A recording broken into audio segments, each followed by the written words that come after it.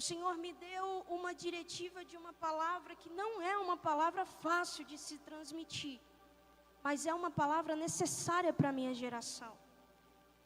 É uma palavra que pode provocar certos incômodos em você. E existem algumas pessoas que falam que Deus não incomoda ninguém. Eu vim falar para você que Deus incomoda quem Ele quer mover, que Deus incomoda quem Ele quer posicionar, que Deus incomoda quem Ele quer atrair. Então, em alguns momentos que você se sentir incomodado, perceba, Deus está alinhando e movimentando você. Amém? Você está comigo? Fica comigo que a gente vai chegar em algum lugar. Quantos conhecem a história de Daniel, Sadraque, Mesaque e Abidnego? Eu acho que depois de Davi, essa é uma das histórias que nós mais aprendemos na escola dominical, nos cultos de ensino, nos momentos de aprendizado da palavra. E eu sei que você sabe por cima, da fornalha, do leão, da cova dos leões. Mas eu queria que você caminhasse comigo em alguns conselhos que Deus me deu e eu quero dar para você, jovem, nessa noite. O contexto, o momento da história de vida de Daniel e desses 3 meninos, não é um contexto fácil. Imagina você no começo da sua vida, vivendo numa terra que você conhece, aprendendo com uma cultura que é a sua. Você está aprendendo sobre um Deus diferente, um Deus que abriu o mar. Você está aprendendo sobre um Deus que proveu alimento, sobre um Deus que deu livramento.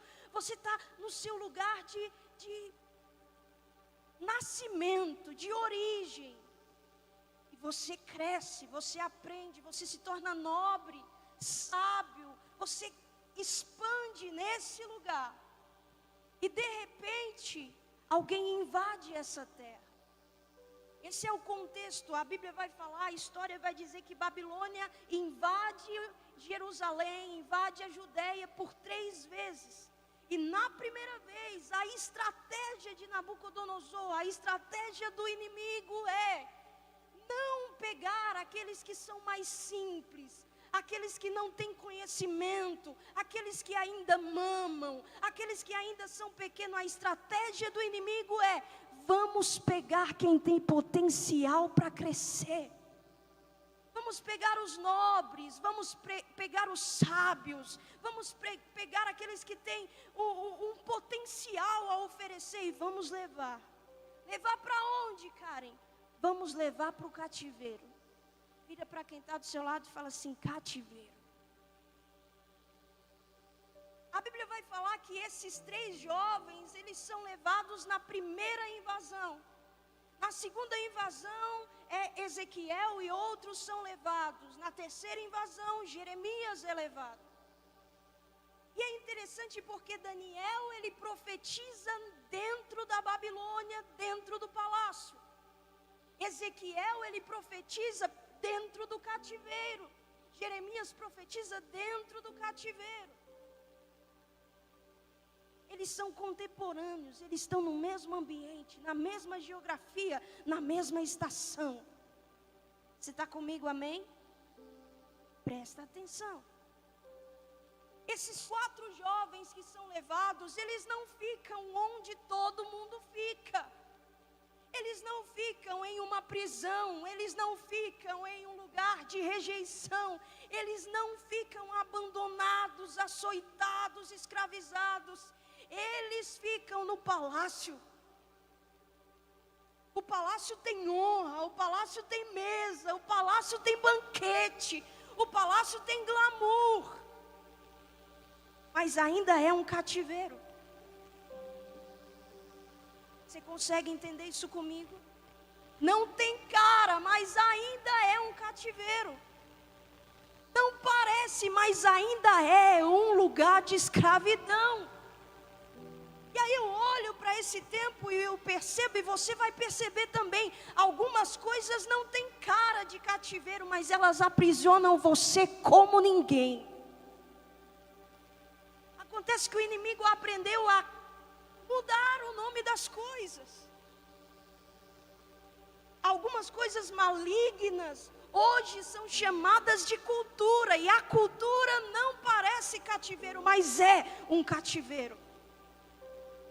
Algumas coisas hoje são chamadas de estilo, e a gente acha que estilo é liberdade. Cuidado, algumas coisas aí estão sendo chamadas de estilo, mas ainda é cativeiro.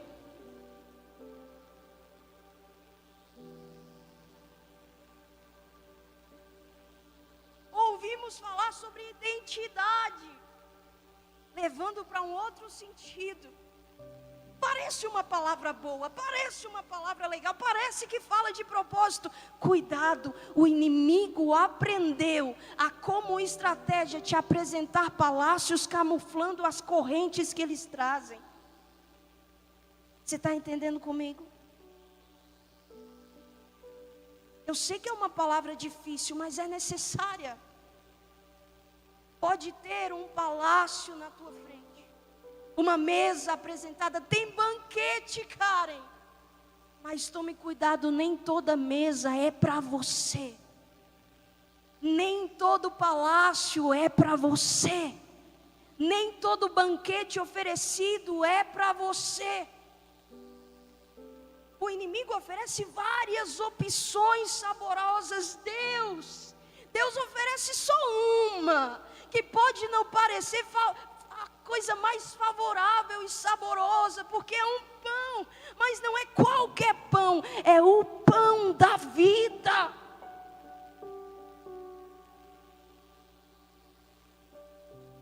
Você está comigo, amém?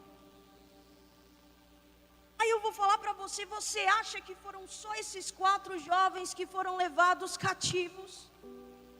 Eram só esses 4 jovens, os nobres de Israel, levados cativos dentro do palácio? Não! Onde estão os outros? Os outros aceitaram o palácio que corrompe, aceitaram a mesa que corrompe, aceitaram o banquete que corrompe. Mas existem 4 que a liderança de Daniel propõe: não vamos nos contaminar com os banquetes da mesa do rei. Vira para quem está do seu lado e fala assim: não vamos nos contaminar com um banquete estranho. Aí você percebe que Deus não está procurando uma multidão. Deus está procurando alguém que no meio da multidão está diferente da multidão. Enquanto todos estão fazendo, Ele não está fazendo. Enquanto todos estão repetindo, Ele não está repetindo. Enquanto todos estão gritando, é comum, é normal, é certo, é desse jeito, é politicamente correto, eles estão gritando não, porque não é o que aprendemos quando nós conhecemos a Deus. Não é o que aprendemos com a palavra do Senhor. Não é o que agrada o coração de Deus. Então não vamos sentar nessa mesa. Não vamos aceitar esse palácio, não vamos nos contaminar com esse alimento. Eu preciso gritar para te despertar. Não é uma palavra emocional, é uma palavra intencional para mexer com você. Porque gente comum tem aos montes e está todo mundo pulando bloquinho hoje. Está todo mundo nas escolas de samba nesse tempo, mas gente diferente está dentro da casa de Deus, levantando as suas mãos, falando: Deus, não tem lugar melhor. Eu não errei, não é porque eu não tinha opções, é porque aqui é onde eu prefiro estar. Você sabe que mais vale um dia aqui do que muitos dias lá fora, você sabe. E às vezes você nem queria muito vir, você não estava no teu plano chegar aqui, mas Deus queria você aqui, Deus queria você nessa geografia, porque talvez você não percebeu, talvez você está achando que está pegando no tranco, mas eu vejo no mundo espiritual, é uma geografia de metanoia nesse lugar, nessa noite. Oh, meu Deus do céu. Alguém diferente. Vou falar para você, esses jovens não se destacam na Babilônia por serem igual à Babilônia. Eles até aprenderam o que tinha lá, ouviram do que tinha lá, conviveram com o que tinha lá, mas a essência estava segura. Então eles estão no cativeiro, mas eles são mais livres do que aqueles que dentro do cativeiro acham que estão livres. Eles estão dentro de uma geografia de escravidão, mas eles estão tão livres que eles não se corrompem.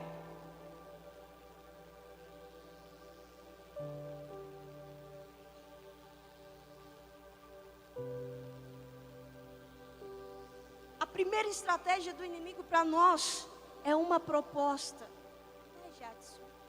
Tem palácio. Aí você chega e fala, uau, mas você não percebe a corrente sendo colocada nos teus braços, nos teus pés. Você chega e tem uma mesa, você fala, uau, mas você não percebe o veneno que está escondido aí para a tua fé. Até que chega um e fala, não. Pode ter lugar nessa mesa aqui corrompida, mas não se compara ao lugar na mesa que nós temos em Cristo. E aí quando a gente percebe isso, a gente aprende o valor da renúncia. Porque alguns jovens que eu converso, eles acham que renúncia é você ter uma coisa ruim e uma coisa mais ou menos, e você escolher a mais ou menos porque você não quer a ruim. Isso não é renúncia. Toda renúncia carrega consigo um valor de sacrifício, um esforço de entrega. Jovem, toda renúncia vai pedir de você que esvazie alguns lugares dentro de você. E isso nos custa.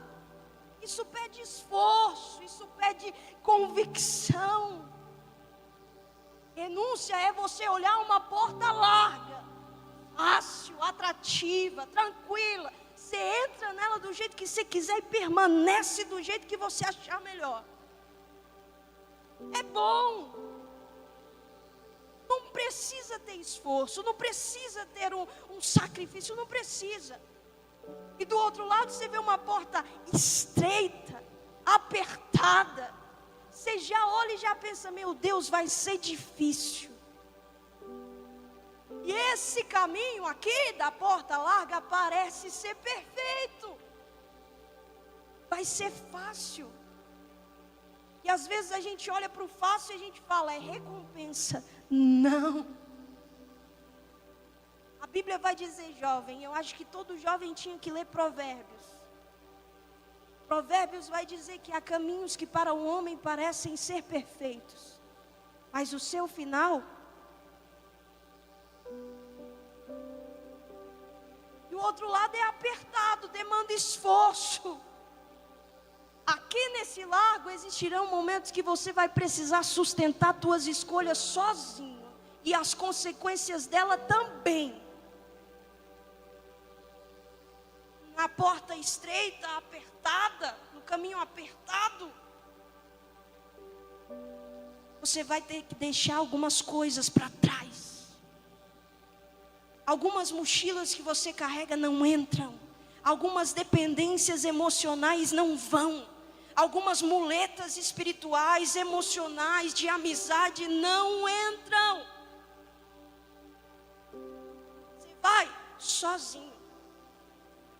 Não dá para levar a tua multidão. E aí no caminho estreito que você olha e pensa, não, vou ter que ir sozinho, vai ser solidão. Pastores, existe uma palavra que diz que tem alguém que caminha do nosso lado. Tem alguém que disse: não vai ser só hoje, não vai ser só um ano, não vai ser só uma década.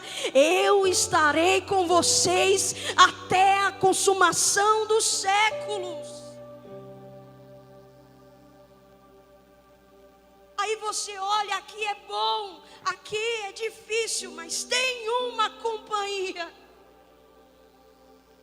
Renúncia é você trocar uma coisa que é boa por uma coisa que, apesar de parecer não ser tão boa, você entendeu, é melhor ainda. Você está comigo, amém? Aí eu vou te falar. A escolha desses jovens é: não vamos nos contaminar. Nós, que em algum momento Deus nos deu uma certa relevância, nos colocou em um lugar de destaque, vou falar para você: a gente não pode decidir por você. Pastores não podem decidir por você, líderes não podem decidir por você, pregadores, cantores, youtubers, influencers não podem decidir por você.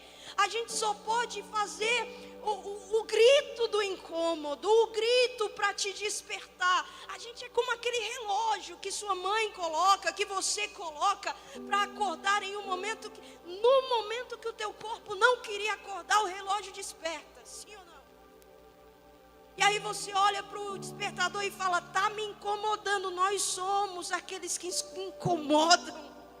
Somos despertadores da parte de Deus para abrir os teus olhos. A gente só pode gritar para abrir os teus olhos. E aí, Karen, quem decide mover os pés e se levantar e caminhar e se posicionar é você.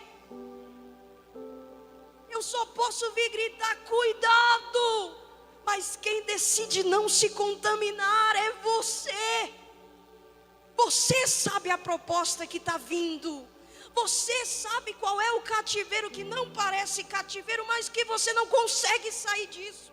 Não consegue abrir mão, não consegue renunciar. E você acha que está livre. Oh, meu Deus do céu. Levanta sua mão, deixa eu profetizar sobre a sua vida. Deus vai te dar força, estrutura, coragem para você ser um daqueles que não vai se contaminar.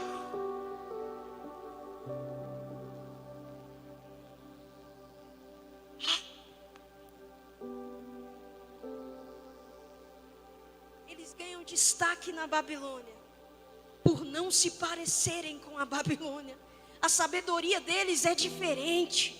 O posicionamento deles é diferente, as intervenções deles é diferente. E é por ser diferente que eles são requisitados, eles são chamados, eles são convidados. E aí eu vou te dar um testemunho, olha para cá. Eu lembro da época que eu estava no finalzinho do ensino fundamental para o ensino médio. Eu era a crente da sala. E eu era rejeitada em algumas rodinhas, não me cabia, porque falava assim: não, é a crente, deixa para lá. A gente não vai falar de coisa da igreja, então você nem precisa ouvir, nem precisa estar com a gente. E eu lembro que eu ficava: Deus, mas eu estou vivendo uma coisa que eu aprendi que é verdade. Eu estou vivendo uma coisa que eu aprendi que é boa. E eu ficava um pouquinho em crise assim. Até que teve um dia que o Espírito Santo falou assim para mim: lembra do que Jesus diz? Porque uma das funções do Espírito Santo é essa: Ele vos fará lembrar. Ele falou assim: lembra quando Jesus diz: aquele que perder a sua vida por amor ao Evangelho, a causa certa, por amor a mim, esse ganhou a verdadeira vida. E aí eu lembrava deles falando: não, você está desperdiçando sua juventude, vivendo bitolada, vivendo escondida na igreja. Isso é coisa de besta, de trouxa, de gente sem entendimento. E aí o Espírito Santo falava para mim: aquilo que eles consideram perca, você está aprendendo que é ganho. Você está desperdiçando. O Espírito Santo, aquilo que eles estão dizendo que é desperdício, você está entendendo, é um privilégio. chegava o dia que eles ficavam um pouco tristes, um pouco mal, rejeitados também, e eles sentavam do meu lado. Karen, você é crente, né? Ora por mim, me ajuda com isso. O que eu faço nessa situação? Porque quando nós somos diferentes, a diferença ela tem uma questão que faz quem é comum rejeitar a gente, mas ela também tem uma questão que faz quando as pessoas são comuns e já não aguentam mais viver nesse lugar, elas requisitam quem é diferente para ensinar o caminho.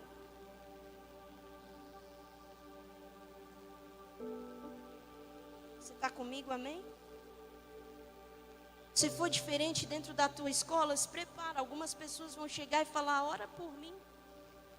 E eu não sei se você tem 12, 15, 18, 20, 30 anos, mas Deus vai te dar palavras de conhecimento e sabedoria nos ambientes que você caminhar. E quando as pessoas chegar, antes delas falarem o que precisam, a palavra de Deus sobre o que elas precisam vai estar na tua boca. Você será um agente de Deus nesses ambientes, não por ser igual, mas por ser diferente.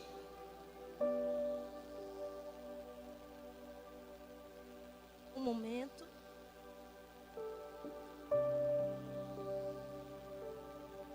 A Bíblia vai falar que chega um dia em que o cativeiro aumenta de nível. Porque o rei Nabucodonosor agora decide não só viver com algumas imagens, agora ele quer ser a própria imagem. Ele está cheio de si mesmo, ele está inflado. Cuidado com pessoas que são cheias de si mesma. Elas acabam se tornando o seu próprio ídolo. E se você bobear, elas te colocam para idolatrá-las. Cuidado. Nabucodonosor levanta uma estátua e a Bíblia vai falar que ao som, fala comigo, ao som. Vira para quem está do seu lado e fala, ao som. Os nossos ouvidos precisam ser guardados em Cristo. Porque se os nossos ouvidos não estiverem guardados ao som, nós nos prostramos a deuses errados. É por isso que algumas canções que você ouve precisam ser peneiradas. Alguns conselhos que você ouve precisam ser peneirados. E qual é a peneira? É a palavra de Deus. Se essa canção não caminha na plataforma do que a Bíblia diz, não dê ouvidos. Se esse conselho não caminha de acordo com o que a palavra já nos aconselha, não dê ouvidos. O nosso ouvir é tão importante que a Bíblia vai falar que a fé, ela vem pelo ouvir. Então aquilo que eu ouço pode alimentar a minha fé ou pode matar a minha fé. Um som é capaz de prostrar você diante do Deus errado. Ao som de algumas harmonias, a Bíblia vai dizer que aquele povo se prostra. Diante de Deus? Não. Diante de homens.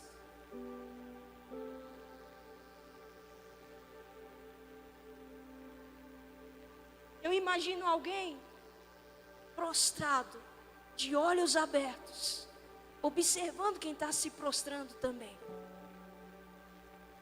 Se prostrou, obedeceu, até que os olhos chegam em 3.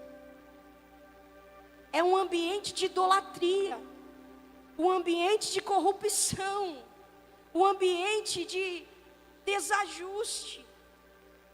Todos estão na posição errada. 3 estão de pé. Fala comigo, de pé. eles não estão prostrados, eles estão de pé. Então, peraí, Karen, todos estão sendo corrompidos, mas 3 estão permanecendo fiéis. Se você entendesse isso, você dava um grito de glória.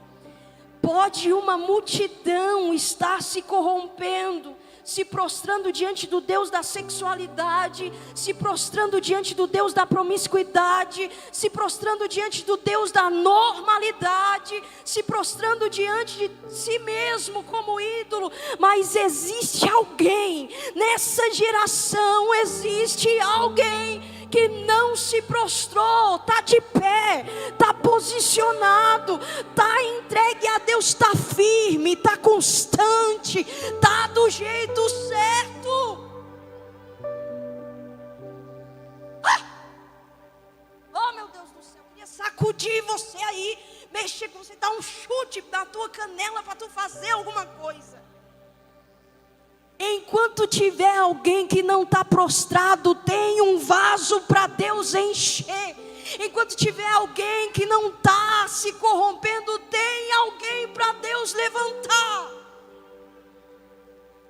Sabe por que eles se levantaram no dia que todo mundo se dobrou?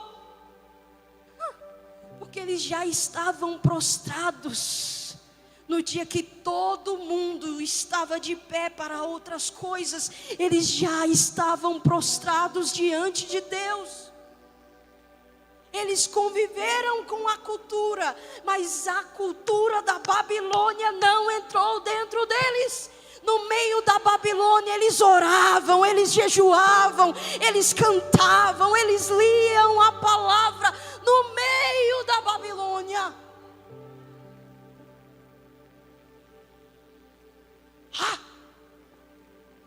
Eles estão de pé.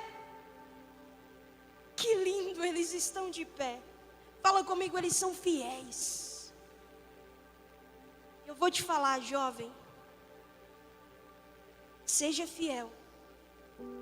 Mas entenda que pessoas fiéis são insuportáveis. Por que, Karen? Elas são chatas. É porque em um ambiente de corrupção, se levanta alguém fiel, todo o ambiente é denunciado. Você não entendeu? Deixa eu melhorar para você entender. Se tem alguém fiel em um ambiente, a fidelidade dele denuncia a infidelidade do outro. Não sei se você já ouviu aquela história de que se existe um prédio torto, nós vamos construir um prédio correto ao lado dele. E quem passar vai perceber, olhando para o prédio que está certo, que o outro está torto. Por isso que pessoas fiéis são insuportáveis para ambientes de corrupção. O ambiente expele, quer jogar fora. Mas eu vou te falar uma coisa. Sustenta essa fidelidade a Deus. Permanece fiel, jovem. Sei lá, você tem pouca idade e você vai viver alguns anos a mais. E quando esses anos forem passando, que o Espírito te lembre disso. Permaneça fiel. Que não seja a voz da Karen que você está ouvindo agora, mas que seja o Espírito falando ao teu interior. Você vai permanecer fiel, independente de ambiente, independente de proposta, independente de ameaça. Você vai permanecer fiel.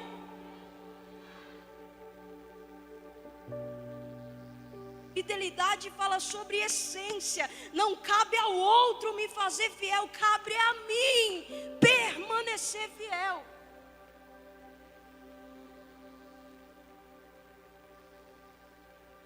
Oh, meu Deus. Eles estão fiéis. Alguém olha e não suporta ver eles fiéis. E vai começar a armar uma cilada. Fala comigo, cilada. Nessa cilada o rei fica sabendo que eles não se prostraram. E o rei manda chamar. A Bíblia vai falar que quando eles chegam diante do rei, uma ameaça se instala.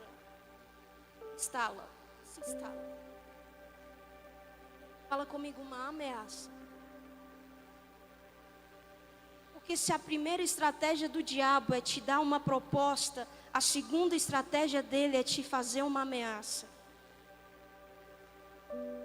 Se você não se corromper, se ele não conseguir te fazer se corromper com aquilo que te atrai, ele vai tentar te corromper com aquilo que te fere. Você entende isso?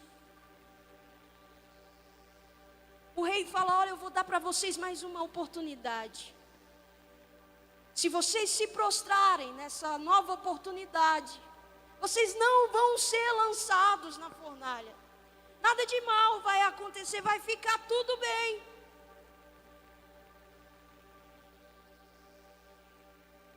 No dia da ameaça, sustenta o teu compromisso. O compromisso, a fidelidade, ela não nos torna pessoas que não vão passar dificuldades, mas ela assegura a aliança perfeita no meio das dificuldades. Ser fiel a Deus não vai blindar você das coisas difíceis, não vai blindar você do dia da pressão, não vai blindar você da solidão, não vai blindar você do abandono, não vai blindar. Essas coisas, elas estão na didática de Deus para a gente amadurecer e ter o caráter de Cristo em nós. Mas a tua fidelidade a Deus vai blindar a tua aliança com Ele. Você vai passar pela dificuldade e a dificuldade não vai entrar dentro de você, porque você tem uma aliança segura pelo compromisso. Você vai viver momentos de solidão, mas essa solidão do lado de fora não vai entrar do lado de dentro, porque você está seguro na aliança que você tem sido fiel.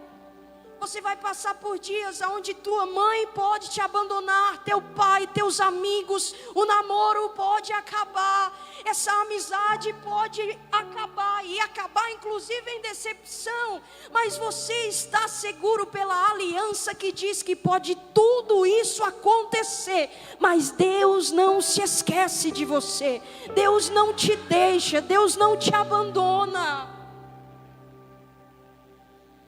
Por isso, diante da ameaça, sustenta a aliança. Não desiste.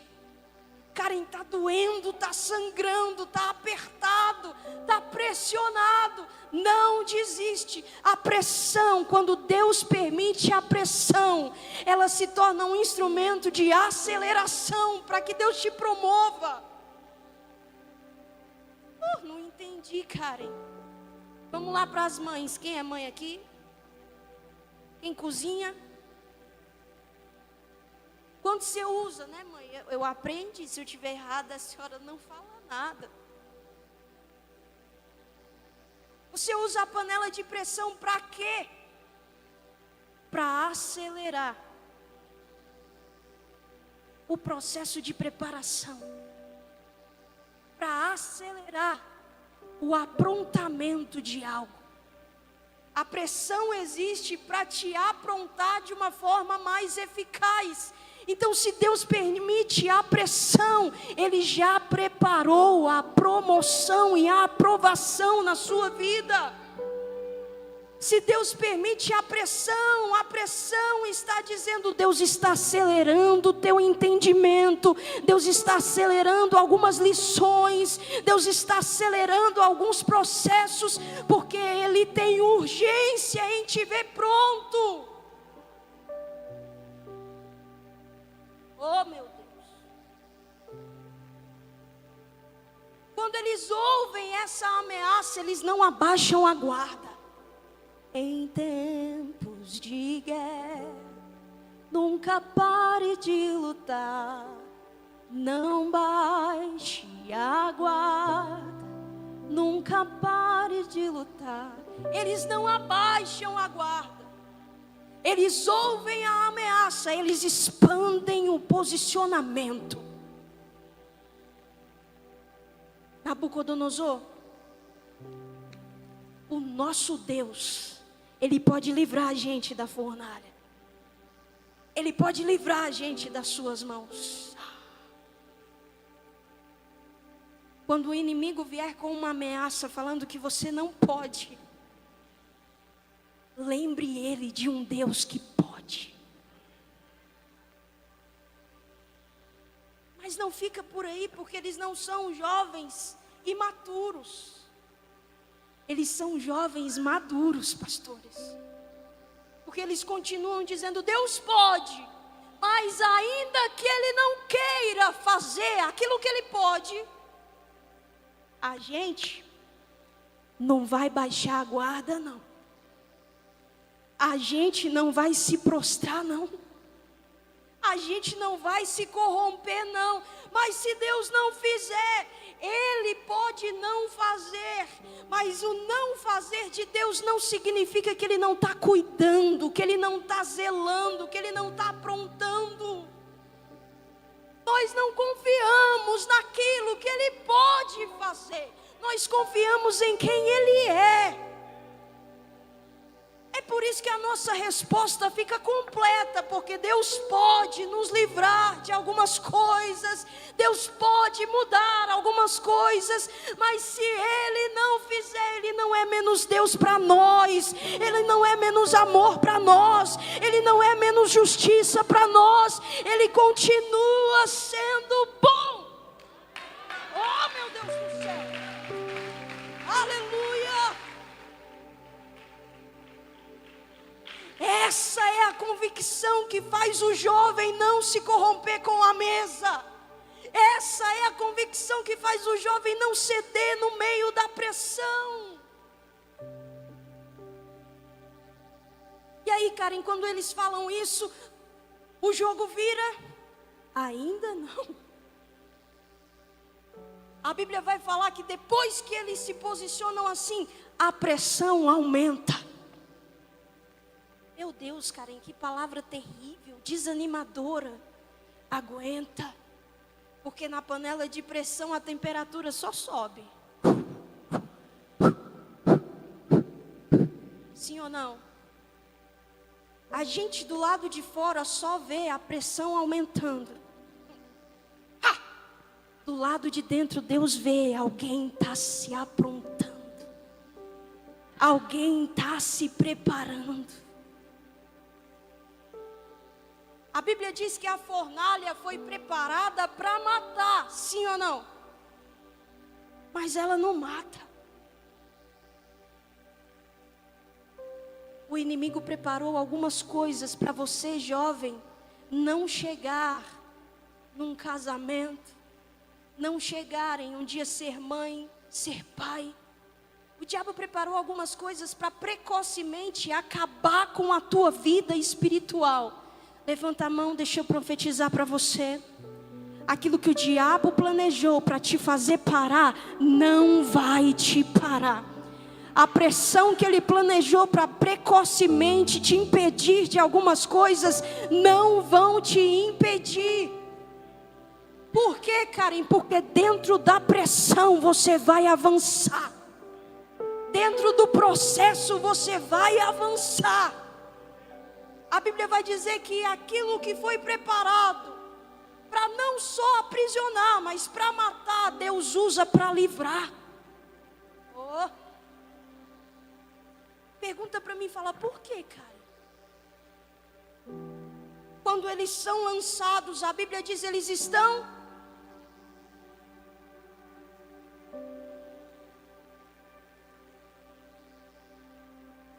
Vamos tentar de novo para ficar bonitinho. A Bíblia diz que quando eles são lançados na fornalha, eles estão presos.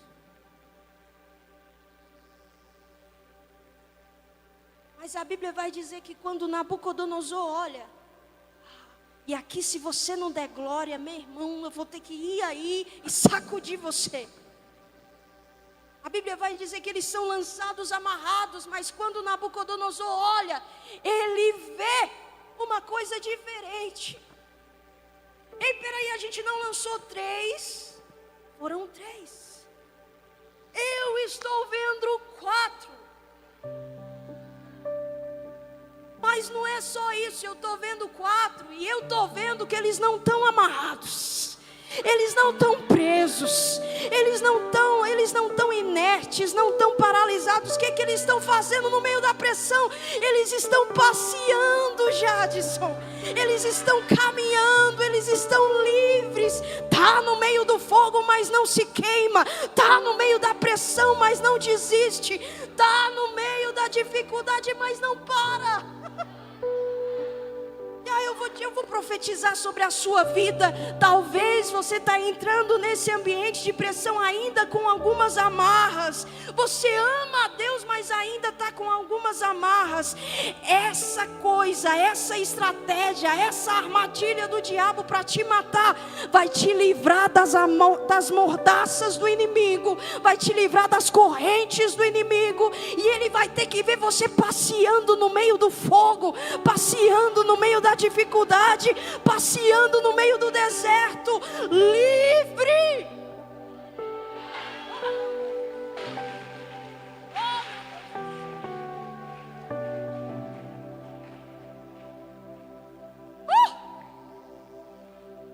Eles não estão só livres para caminhar no meio do fogo, eles estão libertos para não sofrer dano no meio do fogo. E o que a Bíblia diz é isso. Quando eles saem, quando Nabucodonosor olha, ele fala: eles não têm dano algum. Estão caminhando no meio do fogo e não tem dano algum. Em outras versões vai falar que eles não têm nenhuma lesão. Talvez alguém, até crente do teu lado, está falando assim: essa pressão que você está passando, vai ficar cheio de trauma, cheio de sequelas, cheio de ferida. Em nome de Jesus, a exemplo do que diz nessa história, você vai passar pela pressão e vai sair sem dano algum, nenhuma lesão, nenhuma sequela, nenhum dano, nenhuma ferida aberta. Nada que leva o teu nome vai ser manchado, nada que leva o teu nome vai ser destruído. Deus vai dar escape completo para você.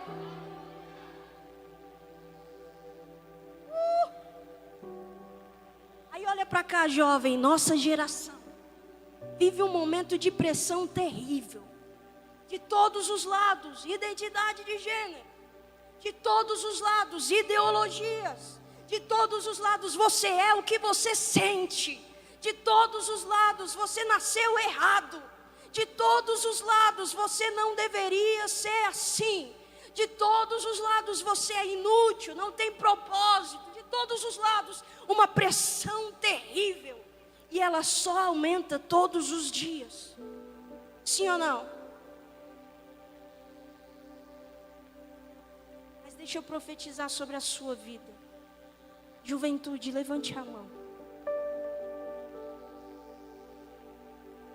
Pode vir pressão da esquerda, pressão da direita, pressão à frente, pressão atrás. Você estará seguro, porque a tua visão vai olhar para cima.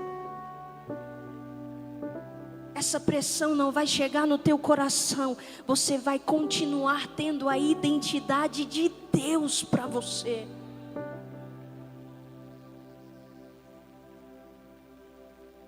Se o projeto da identidade de Deus para você é feminilidade, você está na pressão, a feminilidade vai ficar, porque é o que Deus planejou para você. Se o plano de Deus para você é masculinidade e a pressão do inimigo é para afeminar a tua masculinidade, em nome de Jesus, a tua identidade em Cristo vai permanecer. Eu sei que não é um discurso que a galera gosta de ouvir, eu sei que eu posso ser taxada por aí, mas em nome de Jesus, a pressão não vai te parar.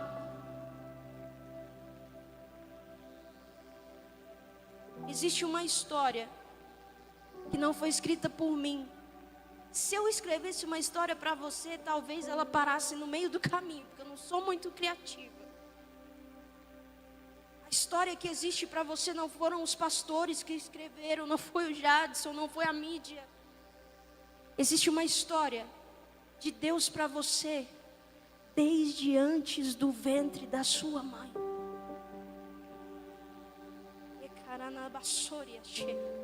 Deus escreveu para você, filha amada. Ah, Karen, mas eu não deveria ter nascido. Você nasceu, Deus tem algo para você. Oh, meu Deus. Essa história para você está escrita, filho amado. Que talvez nem você conhece a si mesmo, mas Deus sabe quantos fios de cabelo tem na tua cabeça. Como foi todo o teu processo de desenvolvimento no ventre. A tua mãe não viu, o médico só viu algumas coisas, mas Deus viu você sendo formado todos os dias. Você acha que Ele não se importa? Sustenta. Esse amor que te amou primeiro, vale que você o ame até o fim. Esse amor que te amou primeiro, vale que você o ame até o fim. E eu vou te falar uma coisa que eu aprendi com um amigo na internet, isso lateja no meu coração. Se você provar do primeiro amor, quem provou do primeiro amor nunca vai precisar do segundo. A gente sempre vai estar seguro no primeiro. Eles são lançados no lugar de morte, eles não morrem. Eles estão dentro do cativeiro, mas além de estarem livres no cativeiro, agora estão libertos no cativeiro. Tudo desmorona quando o cativeiro de fora se torna o cativeiro de dentro.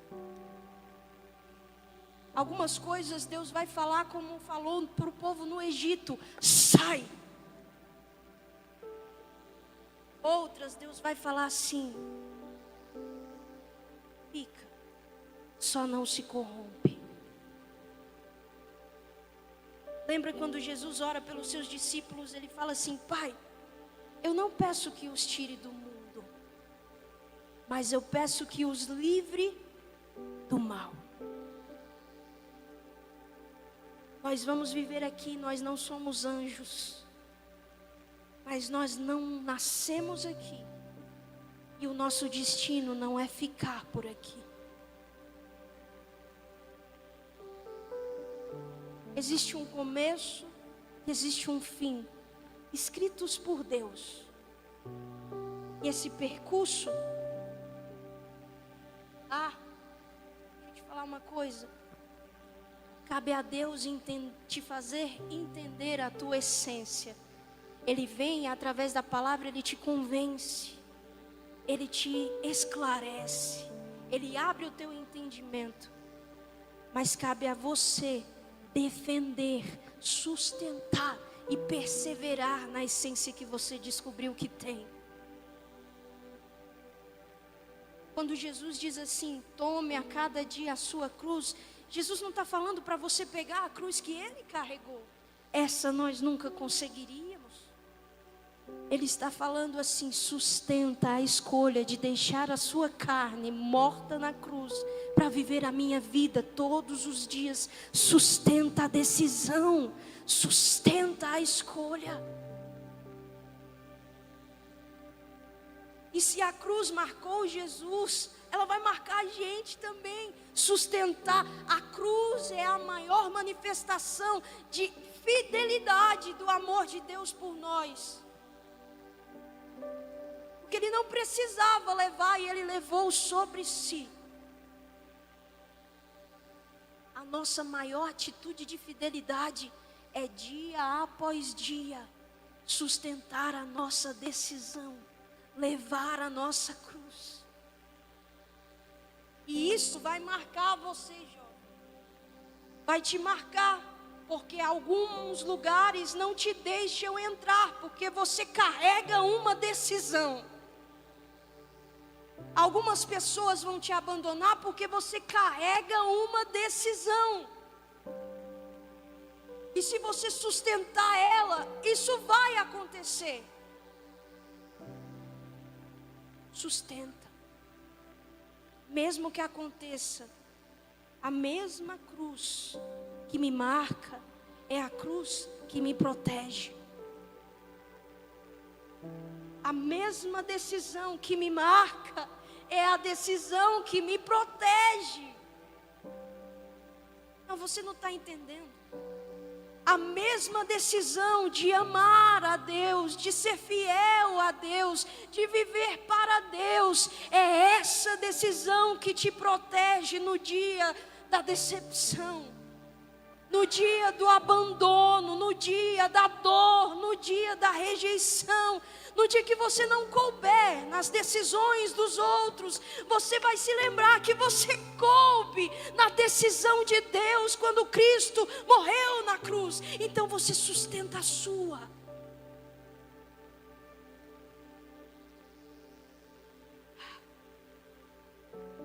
Você vai ser marcado, mas também vai ser aprovado. São as marcas da cruz de Jesus. E eu vou te falar, Jesus poderia ter ressuscitado 0 bala, corpo 100% tranquilo. Mas a Bíblia diz que quando ele ressuscita, ficam as marcas das feridas dos seus pulsos, das suas mãos e da ferida do seu lado. Pergunta para mim, fala, por quê? Um dia nós o veremos como Ele é.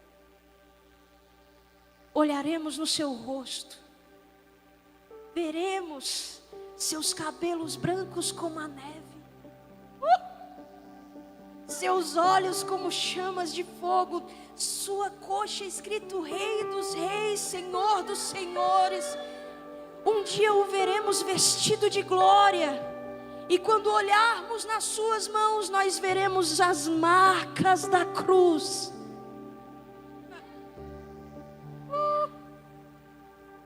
Lembra de Tomé?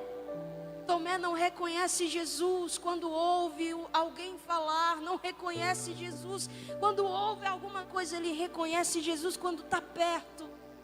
Tão perto, que ele não vê as conquistas.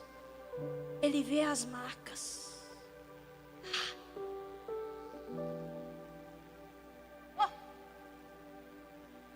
Eu oro para ter uma geração marcada caminhando do meu lado. Porque uma geração marcada tem testemunho, tem experiência. Ela foi provada, foi testada, ela tem vida. As pessoas vão olhar para a gente. Muitas vezes as nossas conquistas não vão convencer ninguém, porque elas conquistaram também. Mas as nossas renúncias não faz nem sentido para elas. E é naquilo que não faz sentido que Deus usa na nossa vida para convencer os outros a ver que Ele é Deus.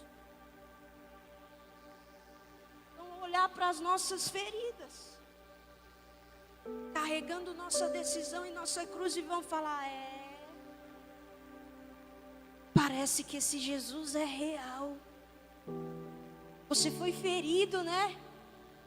Nosso discurso, fomos feridos, mas também fomos sarados.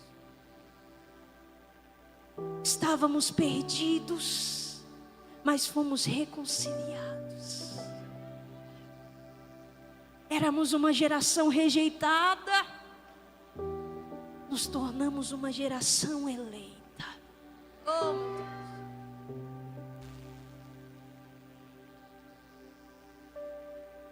Quando Nabucodonosor chama esses jovens para fora, a ordem que antes era se prostre a outros deuses muda. Depois que alguém fiel se levanta, manifesta confiança, fé, convicção, fidelidade, os decretos começam a mudar. As ordens começam a mudar. O que antes era se prostre diante desse Deus, agora se torna: ninguém blasfeme contra o Deus de Sadraque, Mesaque e Abidnego. Ninguém fale mal contra o Deus de Sadraque, Mesaque e Abidnego. Ninguém fale coisas ruins do Deus de Sadraque, Mesaque e Abidnego, porque é este Deus deles que livra como nenhum outro livra, que cuida como nenhum outro cuida, que protege como nenhum outro protege. Sua fidelidade será palco para a manifestação da glória de Deus. Sustenta, não barganha, não. Se você der 10% para o inimigo, você já deu 100 e não está sabendo. Jovens se posicionam, tem 15 anos, tem uma vida para curtir, você não sabe se tem. Tudo que você tem é o agora, e no agora você precisa viver propósito. Não deixe para amanhã o que Deus pede para você hoje. O que Ele pede hoje, Karen? Se comprometa, para além de uma conferência, para além de uma camiseta legal, para além de um estilo de culto que te faz pular. Se comprometa para além de tudo isso. Se comprometa mais, aumenta o nível, acelera um pouco essa maturidade, esse crescimento espiritual. Avança. Nos primeiros dias de encontro com Deus, nós até somos uma geração de filhos que precisam de leite. Mas nós precisamos avançar para nos tornar tão maduros que recebem alimento sólido da parte de Deus. Qual é o alimento sólido, Karen? Uma palavra sem retalhos, que às vezes incomoda, mas se incomoda para dar vida, tá tudo bem. Se incomoda para alinhar, eu vou ouvir.